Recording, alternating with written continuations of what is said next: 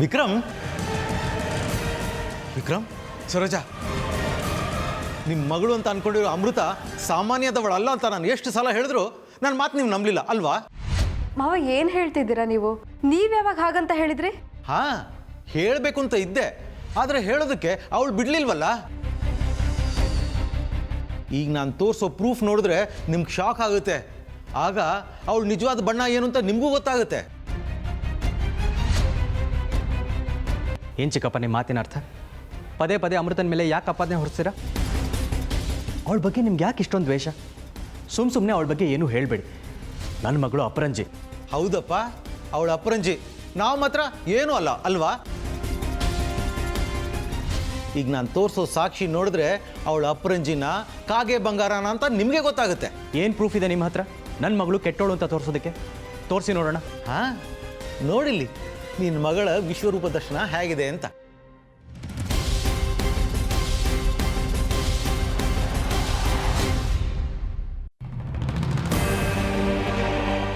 ಹಾಂ, ನೋಡಿ.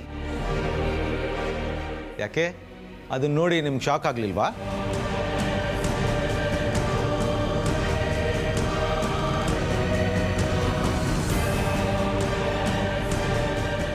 ಮಾವ, ಇದರಲ್ಲಿ ಏನಿದೆ ಅಂತ ಸ್ವಲ್ಪ ನೋಡಿ. ಇನ್ನೇನಿರುತ್ತೆ, ನಿಮ್ಮ ಮಗಳ ಅಸಲಿ ಮುಖ ಅನಾವರಣ ಆಗಿರೋ ಫೋಟೋ ಇರುತ್ತೆ.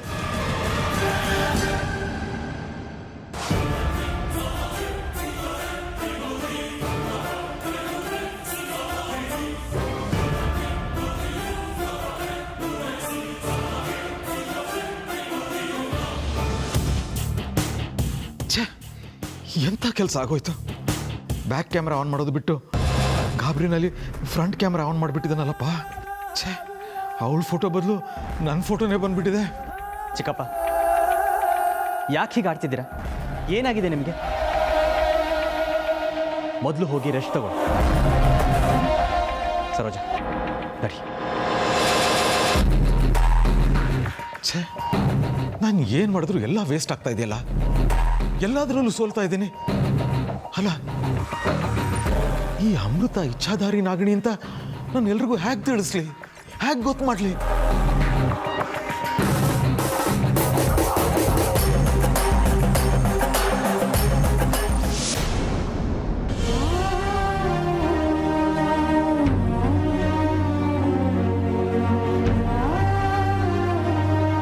ಏನೋ ಮಾಡೋದು ಕರಣ್. ಅತ್ತೆಮ್ಮ ಅವ್ರು ಹಠ ಬಿಡ್ತಾ ಇಲ್ಲ. ಅರ್ಜುನು ಮದ್ವೆಗೆ ಒಪ್ಕೋತಾ ಇಲ್ಲ. ಡಾಕ್ಟರ್ ನೋಡಿದ್ರೆ ಅತ್ತೆಮ್ಮ ಉಪವಾಸನ ಮುಂದುವರಿಸಿದ್ರೆ ಅವ್ರ ಪ್ರಾಣಕ್ಕೆ ಅಪಾಯ ಅಂತ ಹೇಳಿ ಹೊರಟ್ಬಿಟ್ರು.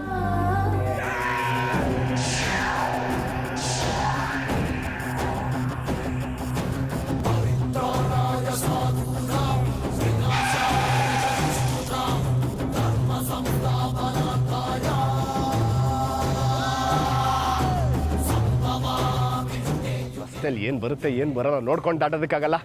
ಒಳ್ಳೆ ಕೂಳಿ ನುಗ್ದಾಗ ನುಗ್ಬಿಡ್ತಾರೆ.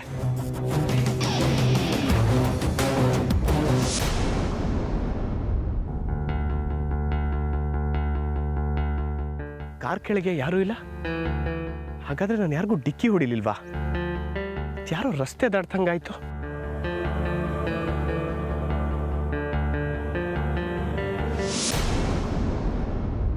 ಆಗ್ಲೇ ಅಲ್ಲಿ ಹೋಗ್ತಿದ್ದಾರೆ. ಏ ಮುದ್ಕ, ಏ ನಿಂತ್ಕೋ.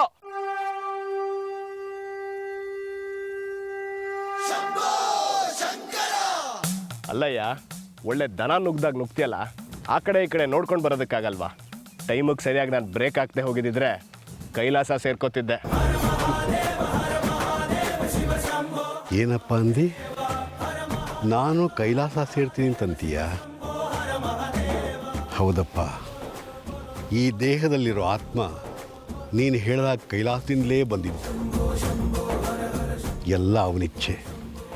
ಪುನಃ ಈ ಆತ್ಮ ಕೈಲಾಸ ಸೇರಬೇಕು ಅಂದರೆ ಅದು ಶಿವನಿಚ್ಛೆ. ಆ ಶಕ್ತಿ ನಿನ್ನಲ್ಲಿಲ್ಲ ಕಂದ. ಏ ಮುದ್ಕ, ಏನು ಹೇಳ್ತಾ ಇದೆಯಾ? ಆತ್ಮ, ಕೈಲಾಸ, ಶಿವನಿಚ್ಛೆ, ಅದು ಇದು ಅಂತ ಏನೇನೋ ಹೇಳ್ತಾ ಇದೆಯಲ್ಲ. ನಿನಗೇನು ತಲೆ ಕೆಟ್ಟಿದ್ಯಾ? ಏನೇನೋ ಮಾತಾಡೋದು ಬಿಟ್ಟು ಮೊದಲು ಹೋಗಿ ಮನೆ ಸೇರ್ಕೋ. ಮನೆ ಯಾವ ಮನೆನಪ್ಪ? ಯಾವ ಮನೆ ಅಂದರೆ ನಿನ್ನ ಮನೆ, ನೀನಿರೋ ಮನೆ. ನಾನು ಎಲ್ಲಿರ್ತೀನೋ ಅದೆಲ್ಲ ನನ್ನ ಮನೆ. ನೀನೆಲ್ಲೋ ಹುಚ್ಚ ಅನ್ಸುತ್ತೆ, ಅದಕ್ಕೆ ಏನೇನೋ ಮಾತಾಡ್ತಿದ್ಯಾ. ಇನ್ನು ಮುಂದಾದರೂ ಸ್ವಲ್ಪ ಹುಷಾರಾಗಿ ಹೋಗು. ಇನ್ನೂ ಸ್ವಲ್ಪ ಬದುಕಿರ್ತೀಯ, ಇಲ್ಲದೆ ಹೋದ್ರೆ ಬೀದಿ ಹೆಣ ಆಗ್ತೀಯ. ಹೌದಪ್ಪ, ನೀನು ಹೇಳಿದ ಹಾಗೆ ನಾನೊಬ್ಬ ಹುಚ್ಚನೆ. ಇಷ್ಟು ವರ್ಷ ಆ ಶಂಕರನ ದಯೆಯಿಂದ ಬದುಕಿದ್ದೀನಿ. ಇನ್ನಷ್ಟು ವರ್ಷ ನಿನ್ನ ದಯೆಯಿಂದ ಬದುಕ್ತೀನಿ, ಸರಿನಾ?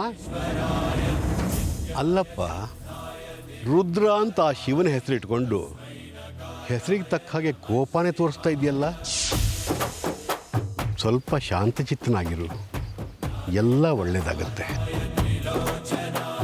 ನಾನು ಬಿದ್ದು ಹೋಗೋ ಮರ, ನನ್ನ ಬಗ್ಗೆ ಯೋಚನೆ ಮಾಡಬೇಡ.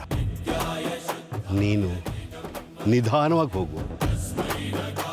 ನಿನಗೋಸ್ಕರ ಒಂದು ಜೀವ ನಿನ್ನ ಮನೇಲಿ ಕಾಯ್ತಾ ಇರುತ್ತೆ. ಹೋಗಪ್ಪ, ಹೋಗು. ನಿಂದು ನೀನು ನೋಡ್ಕೊ ಅಂದ್ರೆ ನನಗೆ ಬುದ್ಧಿ ಹೇಳಕ್ ಬರ್ತಾನೆ ಮುದ್ಕ.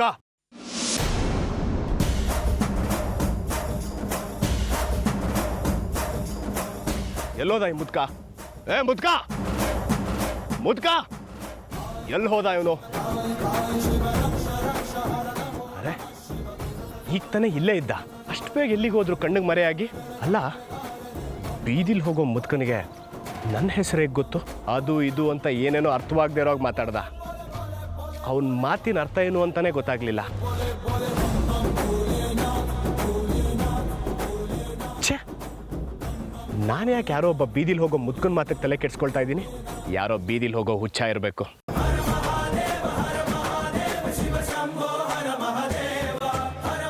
ದೇವರೇ, ಏನಪ್ಪ ನಿನ್ನ ಲೀಲೆ? ನಿನ್ನ ಮನಸ್ಸಿನಲ್ಲಿ ಏನಿದೆಯೋ ಅದನ್ನು ತಿಳ್ಕೊಳ್ಳೋಕ್ಕೆ ಆಗ್ತಾ ಇಲ್ವಲ್ಲ. ಯಾವ ದುಂಬಿಗೆ ಯಾವ ಹೂವು, ಯಾವ ಹೂವು ಯಾರ ಮುಡಿಗೋ ಒಂದೂ ತಿಳಿಲಿಲ್ಲ. ನಿನ್ನ ಚಿತ್ತದಲ್ಲಿ ಯಾರ್ಯಾರನ್ನ ಎಲ್ಲೆಲ್ಲಿಗೆ ಸೇರಿಸ್ಬೇಕು ಅಂತಿದ್ದೀಯೋ ಅಲ್ಲಲ್ಲಿಗೆ ಸೇರಿಸ್ತಿ. ಅದು ನನಗೆ ಹೇಗೆ ತಿಳಿಬೇಕು ಶಂಕರ? ಏನಪ್ಪ ನಿನ್ನ ಲೀಲೆ? ಓಂ ನಮಃ ಶಿವಾಯ, ಓಂ ನಮಃ ಶಿವಾಯ.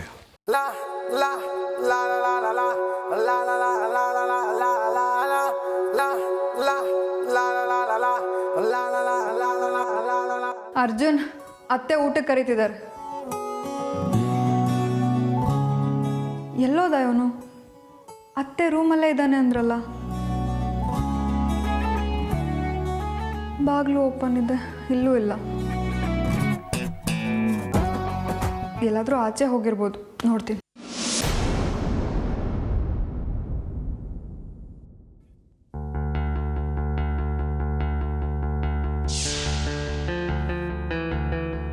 ಏನಿದು? ದುಪ್ಪಟ್ಟ ಯಾಕೆ ಇವನ್ ರೂಮಲ್ಲಿದೆ?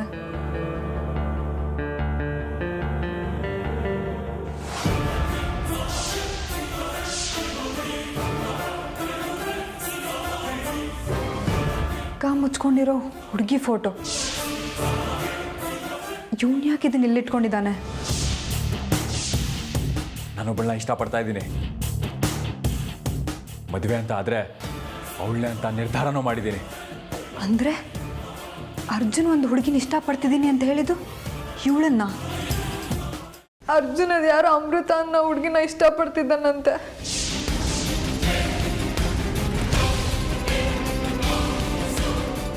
ನಾನು ಸ್ವಲ್ಪ ಶಿವನ ದೇವಸ್ಥಾನಕ್ಕೆ ಹೋಗಿ ಬರ್ತೀನಿ. ಯಾಕೀಗ? ನೀನು ಹೋಗ್ತಾ ಇರೋದು ಶಿವನ ದೇವಸ್ಥಾನಕ್ಕೋ ಅಥವಾ ಹಾವುಗಳೇ ತುಂಬಿಕೊಂಡಿರೋ ತಕ್ಷಕವನಕ್ಕೋ? ಹೌದು,